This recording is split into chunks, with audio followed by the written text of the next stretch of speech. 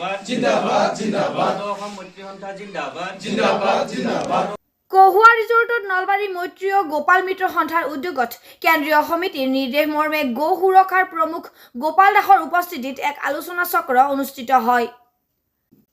অসম চৰকাৰৰ পশুপালন ও পশু চিকিৎসা বিভাগৰ নৱনিযুক্তি মন্ত্ৰী কৃষ্ণেন্দু পালক চৰকাৰী নিয়মীয়াকৰণৰ দাবী জনায়। আগন্তুক দিনৰ কাম কাজৰ পৰিকল্পনা সম্পৰ্কে আলোচনা কৰা হয়। একতাৰে আমি আগবাঢ়ি আহিব লাগিব, গোটেইখিনি আমাৰ লগত যোগ হ'ব লাগিব। যদি সংগঠন নালাগে, সংগঠন যদি চেক্ৰিফাইচ কৰে, কাম কৰিলে আমি চেক্ৰিফাইচ কৰিবই লাগিব। হয়তো টকা পইচা নহ'লে শ্ৰম নহ'লে মন প্ৰাণ দি হ'লেও কাম কৰিব লাগিব। কিন্তু এইটো নহয় যে আজি মোৰ যাব, সেইটো নহয়। মই বিশেষ ক'ব নাজানো বাৰু। 2020 চনত আমি এই সংগ্ৰামটো স্থাপন কৰিছিলোঁ হোটেল পুৰকৰণত গুৱাহাটীত। সেইদিনাখনে আমি প্ৰতিজ্ঞাবদ্ধ যে অসমৰ সদৌ অসম ভিত্তিত আমি এটা এছ'চিয়েশ্যন খুলিম, য'ত আমাৰ সংগঠনটো এনেকুৱা এটা সংগঠন হ'ব, অসমৰ না ছাত্ৰ সন্থা না বা চলি আছে। আমি যিহেতু অস্থায়ীভাৱে এইখন স্থগিত ৰাখিছোঁ, সেই কথাখিনিৰ ওপৰত ভিত্তি কৰি আমাৰ যিখিনি পুৰণি নতুন মৈত্ৰী সদস্যই আমাৰ নলবাৰী জিলা মৈত্ৰী সমিতিত অন্তৰ্ভুক্তি হোৱা নাই আৰু যিবিলাক পুৰণি সদস্য কিছু কথা জানিবলগীয়া হৈ আছে, সেই কথাটোৰ উদ্দেশ্য ভিত্তি কৰি আজি এই সভাখন আহ্বান কৰা হৈছে। আৰু আজিৰ সভাখন চলাই নিয়াৰ কাৰণে আমাৰ মাজৰে দাদা আমাৰ ফুকন ৰামচৰি দাক মইতো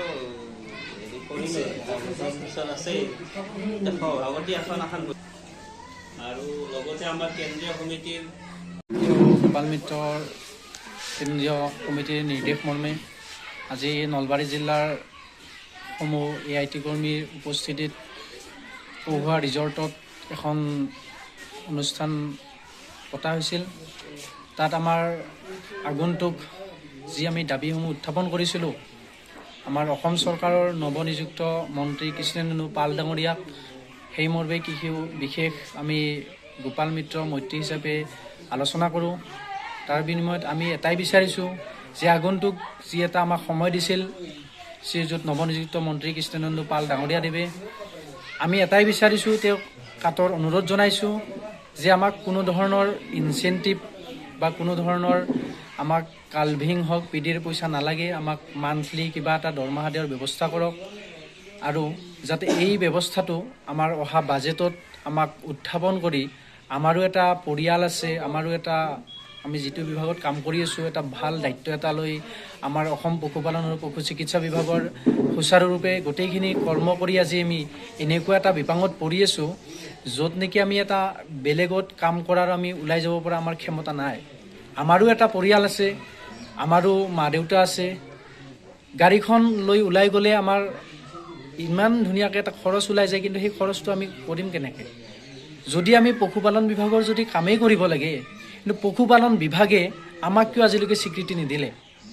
তেওঁলোকে আমাক পশুপালন বিভাগত এনেকৈ স্বীকৃতি দিয়ক যাতে আমি পশুপালন বিভাগটোক যাতে গৌ মাতাক আমি ভাল এটা সুৰক্ষা দি আমি গৌ মাতাটো কৃত্ৰিম প্ৰজনন কৰি যাতে অসমৰ দুগ্ধ উন্নয়ন বৃদ্ধি কৰিব পাৰোঁ, তাৰে বাবে আমাক অসম চৰকাৰে ভাল এটা ব্যৱস্থা গ্ৰহণ কৰক আগন্তুক দিনত।